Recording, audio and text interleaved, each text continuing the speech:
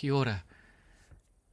My name is Jaime. This is a short video to speak to 5 parts of men's work that are coming through this organization called the Center for the Great Turning, which is connected to rites of passage processes. So let's just dive straight in. Number 1, the power, the potency of grief. It's about trusting the alchemy. If we can build together a village, a vessel safe enough to hold the alchemical content, we can learn and apprentice ourselves as a group, in this case of men perhaps, to speak our confusions and to the paradoxes. We can risk being vulnerable, and in that vulnerability it only takes one human to do that, to demonstrate it, and it ripples through the group. We can perhaps get underneath the numbness that so many of us feel, and beyond the tyranny of, like my words, tyranny of the ego structure. So some of you will be aware of Francis Weller's work. I mean, it's 10 years plus old now, the Wild Edge of Sorrow. And in that book he talks about the 5 gates of grief. So it's about broadening our understanding of what grief is. Yes, of course, everything we love we will lose. The realm of the personal grief, but I also want to provide spaces for us to feel. We might be so busy that we're not even stopped to realize that we're grieving for parts of us that have never known love. Particularly thinking of our childhood selves, who perhaps were birthed into a culture that didn't quite yet know how to attune to our childhood selves.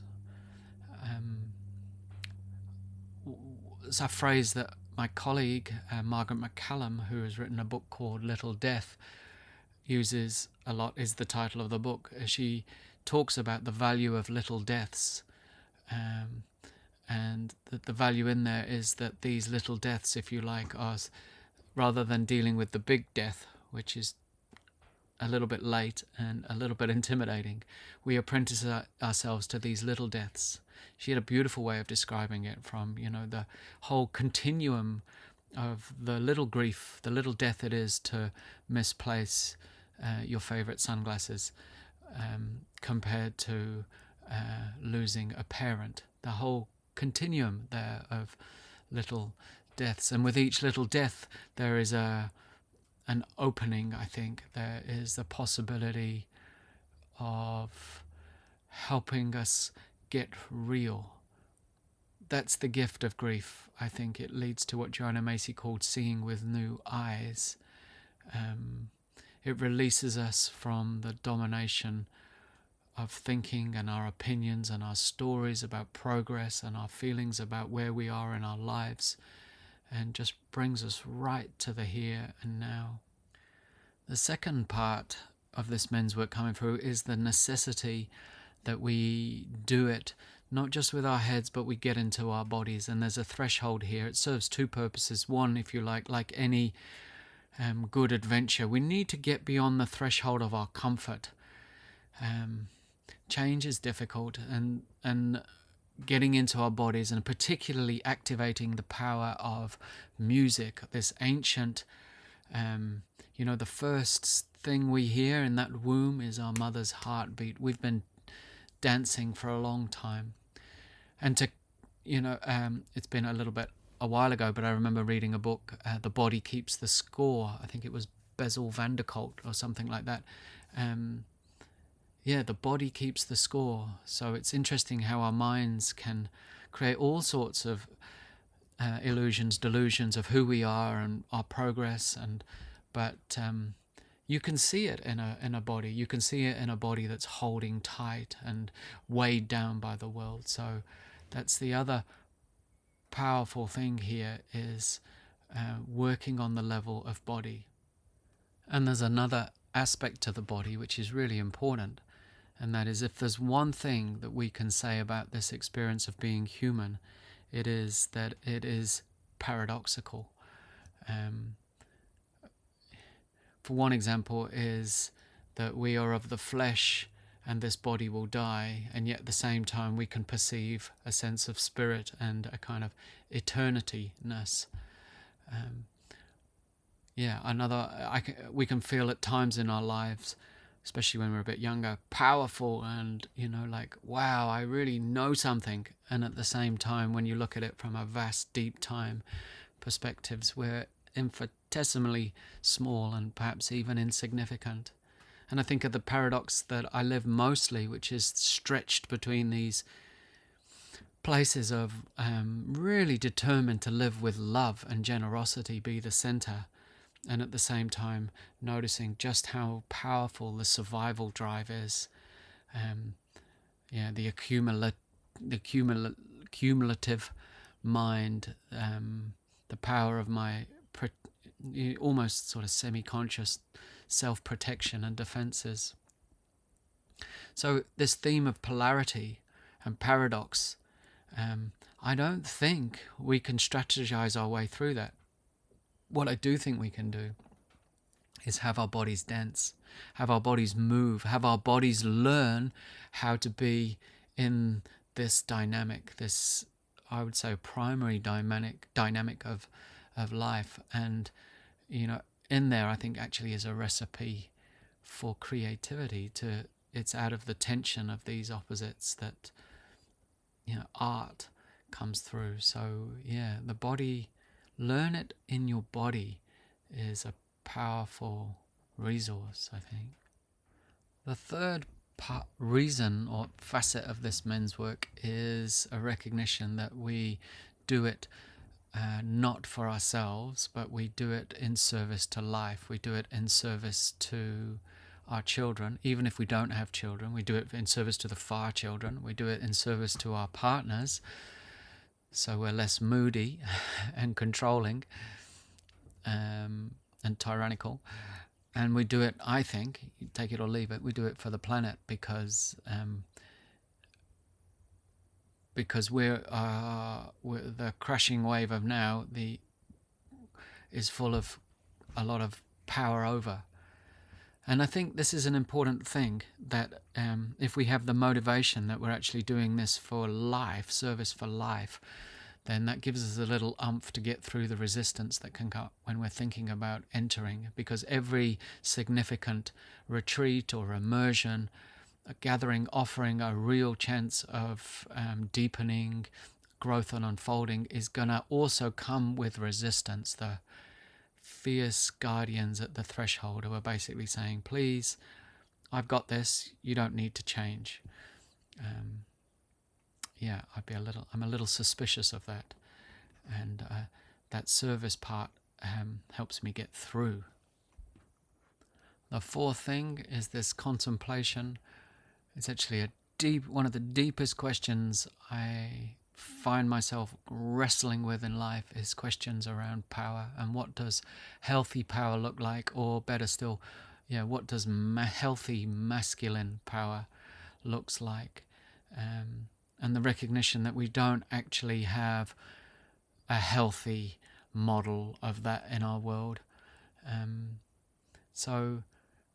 What we've got is an example lots of times of power over and power under, and that really comes, I think, through education systems and rewards and praise and this inheritance of a kind of dominator culture,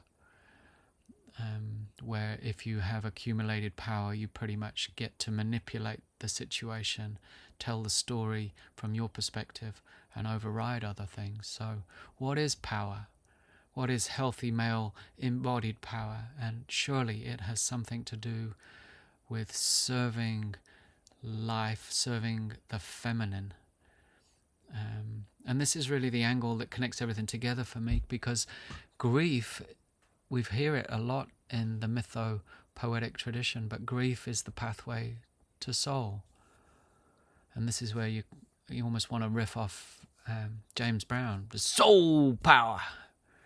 But I believe in it. I believe in every human being. Let's stay with the male body for the moment. In every male body there is a psychic counterpart. Jung called it the anima. And I think it's like a life's work to come into conversation with this one, and we attribute a feminine quality to it. And she speaks in symbols, and she speaks in wild places, and she whispers, and she wants to know that we're committed, I'm guessing, and paying attention to this. I think of the womb of becoming, I think of the fertility of life, and I think about the Grail myth, which if you haven't heard about, it's a great book by Robert Johnson called He, and it says that the king is wounded in his generative capacity, and it so this is about coming into contact with the power that animates our creativity and our ability to love and to give. So it's worthwhile, and I don't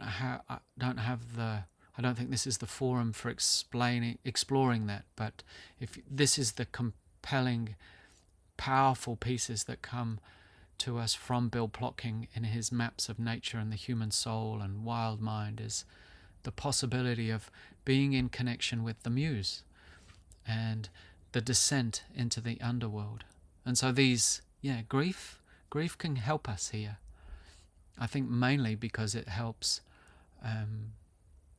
dissolve the power of the ego and the assumption that we know, and lets us be a little more vulnerable, and then we start listening in a new way. So I want to wrap up with this. There is something in you that is wild. There's something in us that is wild. There is something in our children that is wild, and it has some clues, more than that, it's an understatement, to our future happiness. It is carrying an instinct, that ability to track and sense where our wholeness is. And I think it's in this capacity to be truly alive that we have the courage to face death, the little deaths. This death birth motif is very powerful. So to have a new chapter birth forth out of us that's in harmony with our soul imprint, we need to die to the false selves. So our wildness can help us to do that.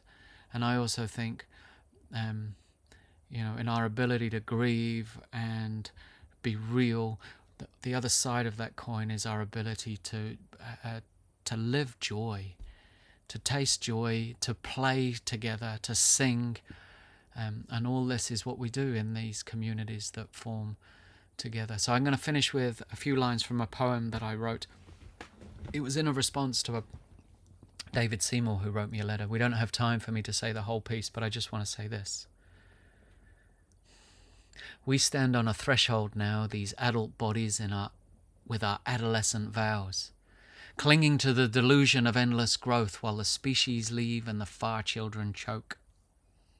Fast track this political brimming, this ignorance, greed of unexamined living. Meanwhile, billions are sitting in samadhi, linking. The wildness returns, adds body to thinking, legs to roam, eyes to the seeing, surrendering deep into this interbeing, unfolding wings, initiating shoots. New ways take hold, dive deep, weave roots.